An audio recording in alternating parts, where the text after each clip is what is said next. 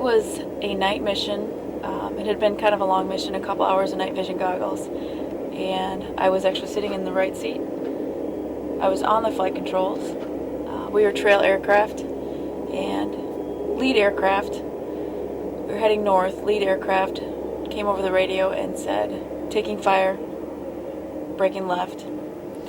And upon hearing this, of course, everyone in our cockpit starts chattering. The door gunners are looking, and we're looking. I looked out my window to the right, and I said, wow, 3 o'clock, 3 o'clock, 3 o'clock. There was fire being taken from multiple sources.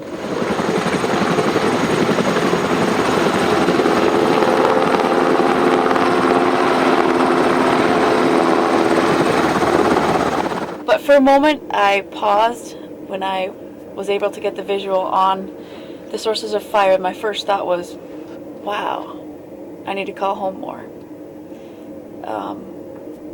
It felt like it was about a minute long for that thought. It was probably only 10 seconds, or not even 10 seconds. Get on the radio, call the appropriate people. You know, you do what you have to do at that moment because every situation is going to be different. So you can't plan on exactly, doing exactly what you briefed. But we did do what was appropriate for that situation. Called in the Apaches, and as we were departing, we saw the Apaches come in. But seeing fire and tracer fires through goggles is pretty intense, especially when it comes from multiple sources, like I said. And we were very close, so I could actually see the personnel with weapons. And was your aircraft hit by that fire at all? We were not hit. That's what I like to call good flying. And how about the other aircraft in your flight? The other aircraft was also not hit. So we all made it home safely. That night was actually 4 different situations with enemy action that night. So it was I don't want to say too challenging, but it was definitely an adrenaline rushing night.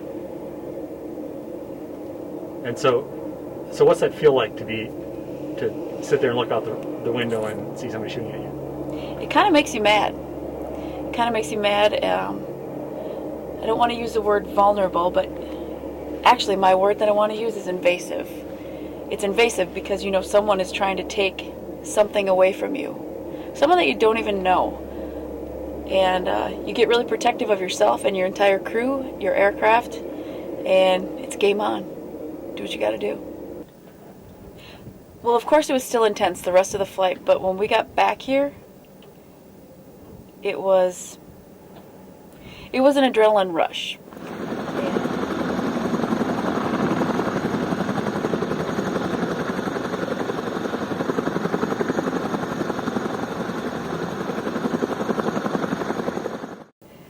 It was an adrenaline rush. We were all excited that we all made it home, and that adrenaline rush cannot be compared to something at home. I mean, if something would have happened, it could have been really bad, but nothing really bad happened.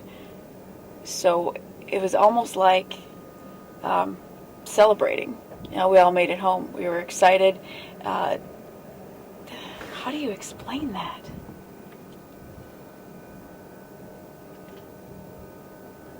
When you have your night vision goggles on, it's more of a challenging flight just because your depth perception is not 100%, but it's very cool flying. It's more of a safer feeling because you know that the enemy is not as capable as us.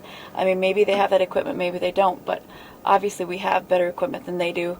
And flying with night vision goggles somewhat conceals you from them, and if the moon is not out, it's very dark. And being able to see us is almost impossible. They can hear us, but they can't see us. Seeing any bright lights, tracer fire. Because like everybody says, this is your other family, your family away from your family. And of course we all worry about each other. When my roommate goes to fly, it's always, hey, have a safe flight. I'll see you tonight or in the morning or whenever you come back.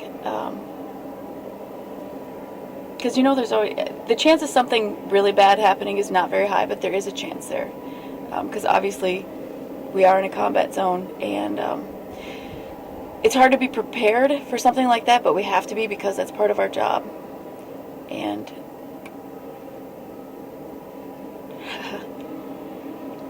making me think about this shit. Oh boy.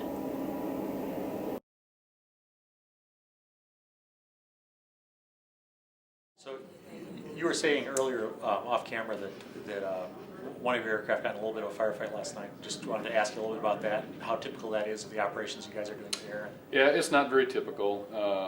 You know, again, with the amount of hours that we fly, there's not a lot that happens on any given day. It's just a reminder that the enemy's out there, they're active, and